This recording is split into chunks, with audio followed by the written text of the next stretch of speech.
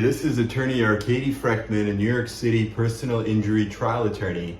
And today you're in my office here in Brooklyn, New York, in the Bensonhurst location.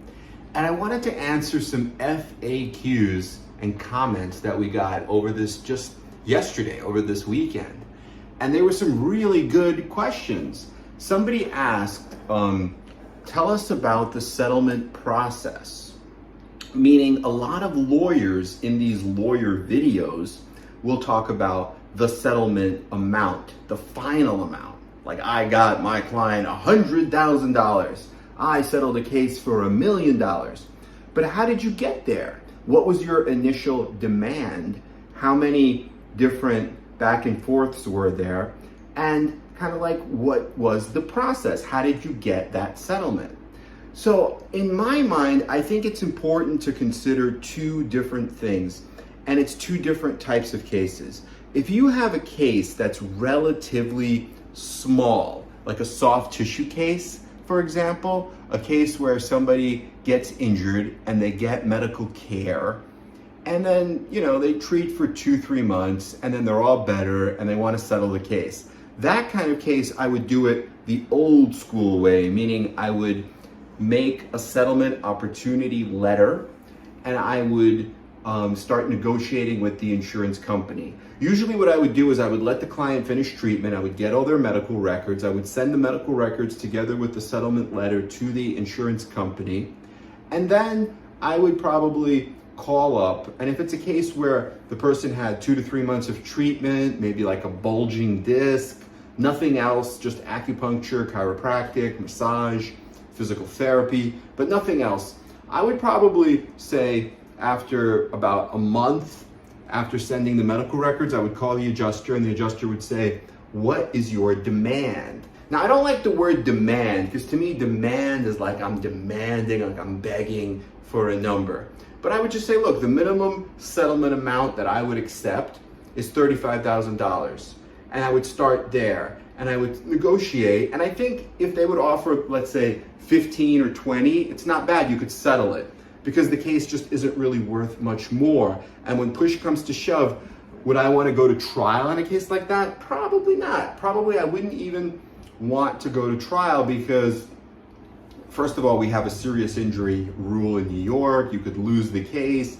There are just a lot of problems, and it may not be worth it to call the doctor to come to court and pay $5,000 or $10,000 for the doctor when you have just one bulging disc with a little bit of massage and physical therapy and nothing else, right?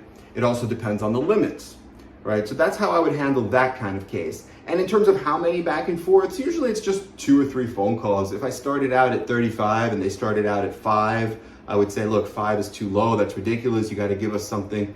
And then they might say, okay, 10. And then I would say, look, I'm at 35, I'm not really, 10 is a little light, he does have that bulging disc, it's permanent. And then they might come up to like 12 or 15, and then you would probably settle it. Now, if it's a more serious case, if it's a case where there is, let's say, a spinal fusion and there's a larger policy, like a $5 million policy, well, then it's different. I wouldn't even make a demand at all, and I wouldn't really settle it the same way. The way I would do it is, once everything is known, meaning the liability, you have the construction safety engineering experts, and or if it's a car crash, accident reconstruction, you know what the liability is, and the client has finished all their medical care, meaning you know it's a spinal fusion, they're not going to need any more surgeries, everything is clear. You're probably in the discovery stage, or maybe you just put the case on the trial calendar. Well, at this point, what I would do is I would send a settlement opportunity letter, and I would say, the minimum amount I would consider is $1 million, and you have 30 days. You could accept this demand, or you could respond to me and give me an offer in good faith. So for example, if I say $1 million and give them 30 days, and they respond back to me and they say, $1 million is too high, but we believe the case is serious. We see that your client had a fusion. We looked at all the medical records you enclosed. We looked at all this liability information, the safety experts that you enclosed, and we believe the opening offer we could make is $375,000, for example. Okay, I would say, well, that's something. That's not nothing. You're not saying $35,000, right? You're saying $375. So you're being reasonable. So let's go to a mediation. And at the mediation, maybe we could bridge the gap and perhaps we could settle it. Maybe we could settle it for like $750 or $850, and that's fine. Now, if they tender the million, if they offer the million that was in the letter, obviously that's going to satisfy it as well. And if they don't, right, if they offer like a ridiculous amount, like $35,000, or if they don't say anything, right, then what happens is it's right in the letter. It's in the letter that I send. It says if 30 days pass and you fail to give us this minimum settlement amount listed in the letter, then the new minimum amount will be like 3 million, right? So you have an opportunity to settle it for 1 million now, but if you don't, that's fine, but it'll be 3 million.